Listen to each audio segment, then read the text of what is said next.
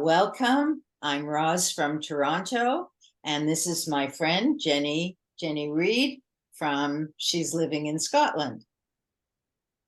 Hi. So, for those of you who don't know me, yeah, I'm Jenny. I'm an English pronunciation coach. Hey, great. So Jennie, I know you're from Scotland and I'm from Toronto. And when I have time, sometimes I watch a lot of UK TV series. And recently I got hooked on the Outlanders. Uh, Jennie, can you help me? There's this real fantastic guy named Sam, and I can't pronounce his name. Can you tell me?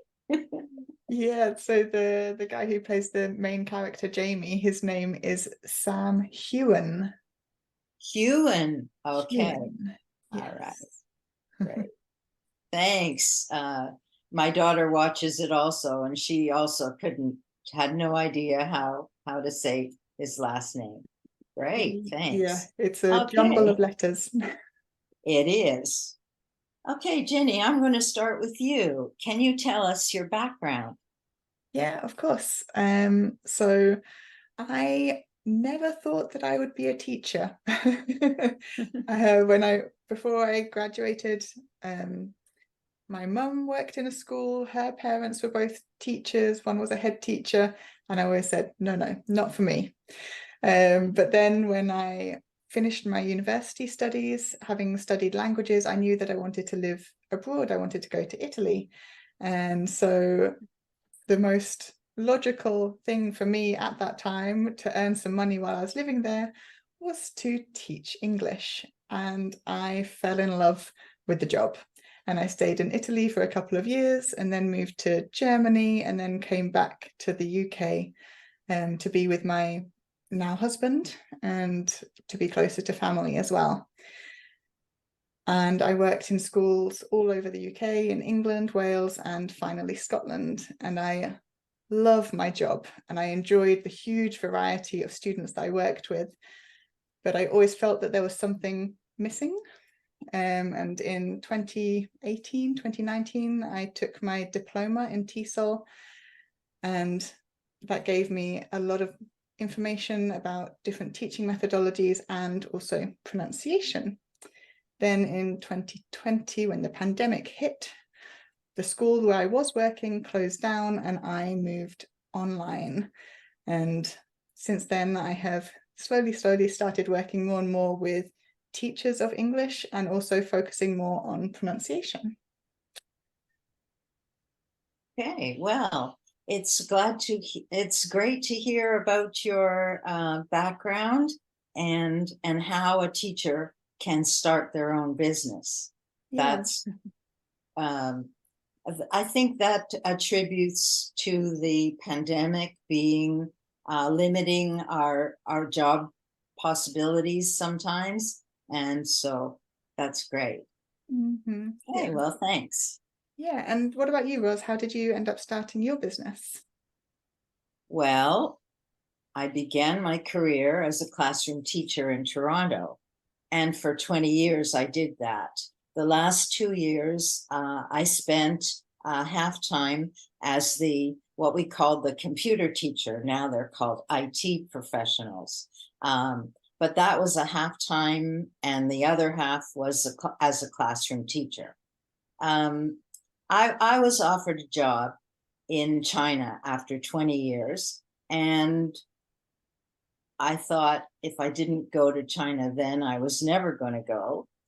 Um, China wasn't on my radar, but I did it. And I went as an international school principal, and I did that with a 1 year contract, but I wound up staying for 15 years. Uh, yeah, it's quite an adventure to say the least. During that time, I also worked as a consultant to Chinese ESL teachers. And for a time, I've been teaching English and to non-native English speakers. But recently I returned to the consulting work that I really love because I want to be able to help teachers, not just to teach. If you want there is a difference, obviously. And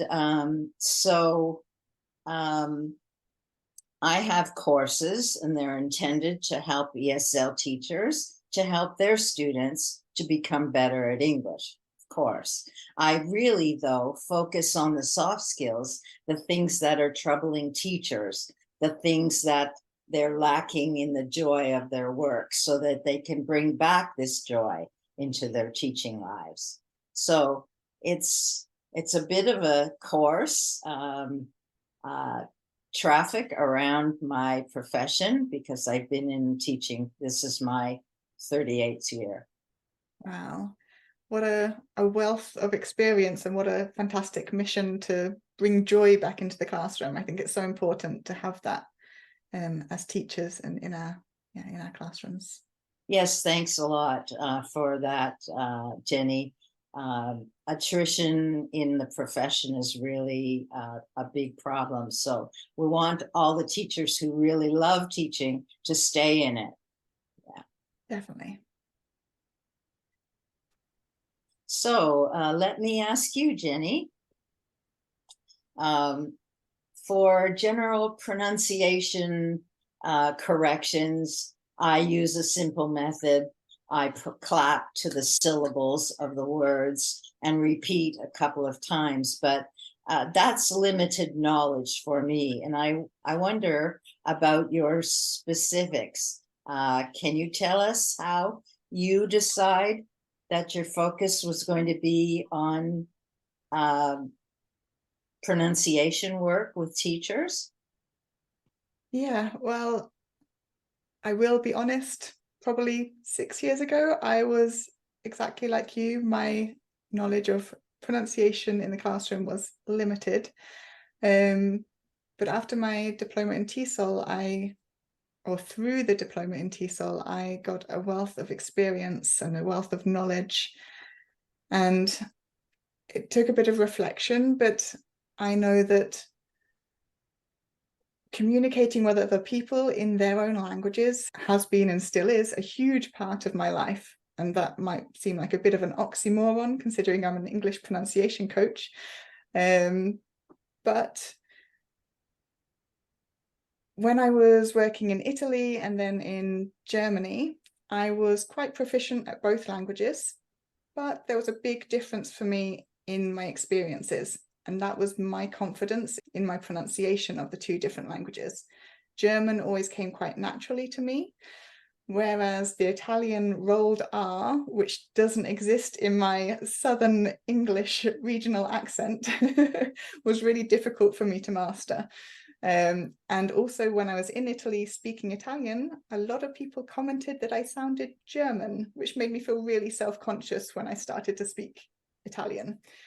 And I know that this feeling of feeling self-conscious when you're speaking a second language is also true for my clients. So I want them to feel proud of the way that they speak, so that they can speak confidently with whoever they're speaking to, whether it's another non-native speaker or whether it's a proficient language speaker. That's really amazing and pretty insightful. It's so valuable to understand how our personal life experiences, yours for learning German and Italian, and mine for learning about 30% proficient in Mandarin, in Chinese, the Chinese language, that we can really understand the struggles that our students have. Yeah. Yeah, absolutely. It really helps build empathy for our students. And what about your clients, Roz? What is their biggest struggle? Well, for my clients, there's a real toss-up between which is a bigger struggle, between ESL teachers having too much work, too much prep time, and not enough time to do it, and the challenge of being forced to follow the prescribed content of the education department or the school that they work at, and the textbooks and the boring content that they have to deal with. So they have the problem that they're struggling to stay joyful and enthused because of the restrictions and those limitations that they have in their effort.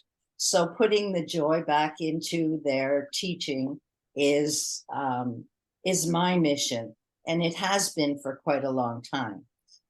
Really, what I do is I focus on the soft skills to support them doing something a little different in their classes on a regular basis, just little things that can help them become more joyful in their own experience. Being a teacher is a huge, huge responsibility, and sometimes it weighs so heavy on our shoulders. So encouraging ESL teachers to focus on all the positives that they do every day in their lives can really help them with their morale. Mm-hmm. I've seen everyone here nodding. I think we can all totally relate to this feeling of having too much work, not enough time to do it all, having the boring textbooks that we have to use in certain situations, and yeah, feeling a lack of joy. So I think this is a really important thing that you're doing. Thank you. Thank you. Yeah. Mm-hmm. So Jennie, I'm really interested. We're all interested to hear about your main challenges about pronunciation. Can you enlighten us a little bit? Yeah, so the main challenge that most of us face as English language teachers is that we were never taught about pronunciation. It's something that's ignored in most schools. And because it's ignored, we either feel that it's not so important, or we don't really understand it, so don't feel comfortable teaching it. Because in order to teach something, you need to have a pretty good understanding of it, because you know that those students are going to come up with questions. If you don't have the answer, then that's even more awkward for you.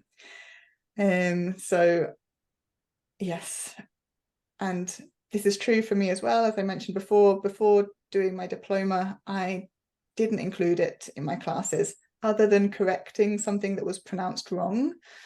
But actually understanding how connected speech works, how sentence stress works, how intonation influences communication, all of these things can have such a huge impact on communication and conversation that it really is worthwhile learning even just a little bit about it to be able to help our students. I think that's really important. Yeah. For non-native English teachers to focus on pronunciation for themselves as well as for their students is a real, how do I say it? An eye-opener. Yes, yeah. I definitely can understand. Yeah, and it's not just a problem for non-native speakers. Even native speakers don't know half of the things about pronunciation because it just comes naturally. We don't think about it. Exactly. Our native English speakers have been listening to English all our lives, even when they were in their mother's tummies or our mother's tummies. Yeah, so that's correct. Yeah. By the way, can I tell you about your sister? Jennie's really excited. Her sister might be giving birth. Yeah, I got a phone call just before coming online here to say that my sister thinks that she's about to go into labor. So she's pacing around at home, waiting until it's time to go to the hospital. So that's very exciting. Good luck to her. Yeah. So, Roz, you mentioned about teachers having too much work, not enough time, a lack of joy. How exactly do you help teachers overcome these challenges? Well, thanks for asking that question. When I used to teach ESL, I taught that it's not ESL. Sorry. When I used to teach IELTS to students, I taught them when you're answering the question, tell the examiner in the test. Thanks for asking that question. I just said it. I can't believe myself. But it's true. It's thanks for asking. So looking at what's going right is one step. And connecting with others in a like-minded community of ESL teachers, like we're doing right now, helps a lot. And understanding that they're not alone and their struggles are paramount is understanding it. Yeah. I provide access to resources that help them to plan quicker, to use their time a little bit more wisely, to give them time to introspect and evaluate what they're doing with themselves in their own career and with their students. With the second problem of boring textbooks, it's a really hard one, but it is overcomable, if you want to say. The e-courses offer lots of ideas that are short and enjoyable, and they add interest and excitement to their classes. So this can help a lot. These ideas enthuse and motivate not only the teacher in their heart, but also the students in their improvement of English language. Mm-hmm. Yeah, that all sounds great. And having those resources must be so valuable for your clients. And I know that with all your experience, it helps to be able to, or all your experience must help you to be able to tweak the ideas that come from textbooks to just make it that little bit more fun. I know that when I first started teaching, I followed the book word for word because I didn't know what else to do. But with experience, you slowly understand what other activities you can bring in just to make it a bit more fun for the students, so to help them with their learning. Exactly. As teachers, we really understand this. We just need a little bit more help. Mm-hmm. Yeah. Yeah, exactly. So Jenny, I have a question for you.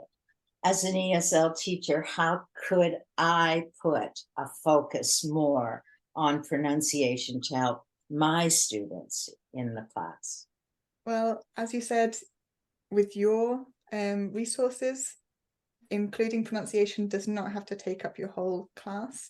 It can just be a little short activity, and it can be added on to what you're already doing with your students. So it's really simple, not easy, but simple if you know what you're doing. And I'll give you a couple of ideas.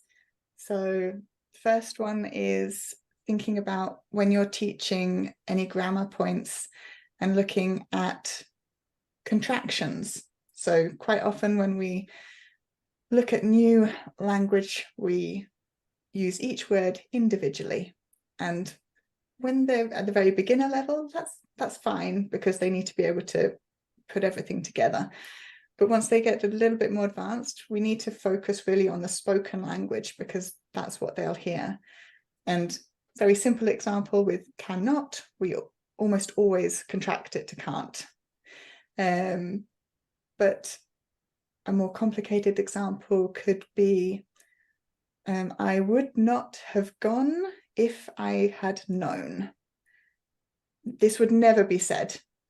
If we were going to say it, we would contract several of those words together. So it would become, I wouldn't have. That's never going to be written down anywhere, but it is said. And so giving our learners, okay, this is more advanced grammar, but giving our learners the spoken form when we're teaching these grammar constructs can help them with their comprehension and make them better communicators. Because if they're communicating with a proficient speaker and they say, I would not have done something, it's going to take the proficient speaker an extra couple of seconds maybe to process what they've said, because it's not natural. It's not what we would normally say. Another example could be looking at strong and weak forms. So let's take the simple example of can for this one. When it's at the end of a sentence, so Philippa can't play the piano, but I can, we use it in its strong form. So we've got the can as we would teach it when we look at it on its own. But when it goes into the middle of a sentence, if I say I can play the piano, the can suddenly becomes can, which we don't teach our students. And so when our students then start saying, I can play the piano, as a native speaker, I hear can't because it's been stressed. Because the T is often dropped in natural speech. And this is why native speakers, I don't know whether it happens also to proficient speakers who don't have English as their first language, but this is why we get confused. Oh, did you say can or can't? Because we would always have the weak form of can in the middle of a sentence. And so little things like this can just aid comprehension for those they're speaking to, and for them when they're listening to proficient speakers or fast speakers of English. So just 2 little tips that might help in the classroom. Jenny, that was very insightful. Really, honestly, I always have a problem with hearing the answer, I can't. I always have to say, are you saying can or cannot? Because I need to be clear, because, well, I always thought it was because maybe I need a hearing aid, but I think my hearing is pretty good. So it's a problem of our general, the way we speak naturally. I get it. Thank you for that. You're very welcome. That's really insightful, really insightful. As soon as you understand these little things and are able to communicate that a bit more clearly, it's so rewarding to see your students understanding and then doing the same. And yeah, I just find it really uplifting to see that happen. And yeah, so what's the best thing about working with your clients, Roz? The best thing about working with my clients is what you just alluded to, which is the rewards that we get. The reward that I get is it's so good to understand that someone has made a leap in their knowledge, in their speaking, in their English, because those are the milestones that non-native speakers sometimes forget, that they are making progress little by little by little. Mm-hmm. Yeah. When an ESL teacher does one of my courses, I hope that they feel the same way, that they're not alone, that they can interact with small groups of teachers and have a group classes where we talk about many of these problems that come up that we don't normally express as teachers. Yeah. Mm-hmm. So teachers can come away with a lot of different ideas, and that's when I just feel my heart sinks, because I love hearing the success stories that teachers have. I just love it. And I think, Jenny, you feel the same way. Mm-hmm. Yeah, absolutely. It's one of the best feelings. Right. Mm-hmm. So we're at the end of our conversation, you could say, which was delightful for me. Yeah. Thank you, Jenny. Yes. Great. Thank you for inviting me. My pleasure. My pleasure. I'd really like to open up the floor to questions from our guests. If you have any questions, feel free to either write in the chat or take yourself off mute to ask us your questions if you have any. Anybody have a question? Or any comments on what you've heard today? Comment would be wonderful. Oh, thank you, Ildefonso. It's been nice having you all here as well, so that we're not just talking to ourselves. As lovely as it is to have a conversation with Roz, it's nice to have other people to chat with as well. It's great. I want to thank all of you for coming again. Thanks for your comment, Renew. Thanks for your comment, Ildefonso. I think I said it correctly. And to Barbara and to Franco. I hope to see you again. Thanks for now. Thanks for coming. May I say something? Sure. Yes. So first of all, Jennie and Rose, thank you so much. This session is really so informative for me. I learned a lot from your end because you guys are really seasoned. I'm new in this profession, so it's really helpful for me. But I want to ask one question. As a teacher, it is my strong belief to make a first emotional connection should be there. If you are a teacher doesn't mean that you have to give a lecture, explain a particular thing. You have to build a connection and try to make an emotional touch over there, to build a relationship. So I want to know some tips from your end, Rose and Jennie. What should we keep in our mind before starting a session? It could be anything. I feel very grateful if you share, please. Renew, thanks for the wonderful question. The first thing that comes to my mind is your beautiful smile. Oh, thank you. And so that makes everybody relaxed. And Yes. it works for it's something natural that we do. And then if we get into our teacher mode and we've got to go through the lesson in the book and all of that, we might lose the animation, but on video it's so much more important to keep it animated. Yeah. So that's my tip. I don't know, Jennie, have you got any tips? Yeah, so following on from what Roz said, so yes, smiling, you being relaxed will help the students be relaxed, but also finding ways to include your students' interests into the classroom, or asking your students about their interests, so, or about themselves, because having just, oh, Bob and Jane went to the shops. Who are Bob and Jane, and why do we care that they went to the shops? I don't know. But if you ask them about what shops do they go to, what shops do they like, what shops do they dislike, just one example, but any topic, you can make it about your students, and that gets them involved, it gets them motivated because they see that you care about them. And that's one of the most important things as a teacher, in my opinion. Yes.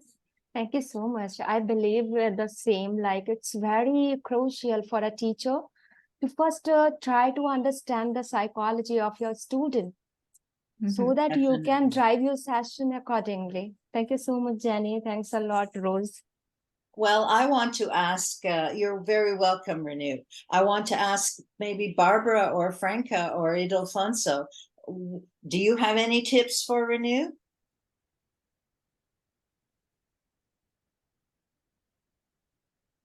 I don't want please. Yes, I don't want to put you on the share. spot. It's okay. I just saw heads nodding and I thought, oh, maybe you might have something else. That's great. Thanks for the wonderful question. Any other questions? Yes, I would say anybody can share, because anybody can learn from anywhere, right? So always we should try to carry such kind of an attitude of learning. Even you are a trainer, a coach, but it should be there in your attitude, I think. I agree totally. Okay, well, I see the heads shaking. We're all in agreement. And I want to thank everybody for participating and for coming today. This was delightful. As we said before, we've recorded this session and we'll be sending it to you. And I just want to say, I hope to see you online in LinkedIn or Facebook or Instagram, wherever you are.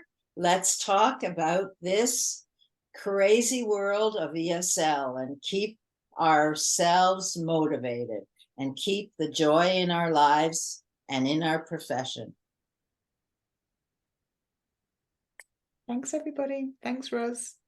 Thanks, Jenny. Thanks for coming. Really appreciated it.